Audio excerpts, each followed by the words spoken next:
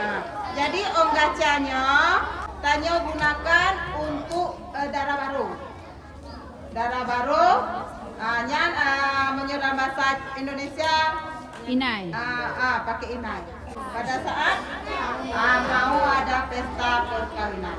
Ya. Jadi bomo yang geboh le tulung ni. Om gacanya abuno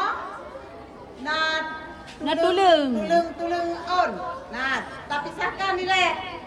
Tulung on ni ngon on agar wate tapi halo. Nah, Bekna serak-serak ji.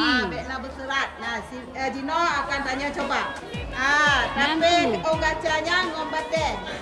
Bate temupe. Coba Nura bate. Geboh je kau lekut-lekut.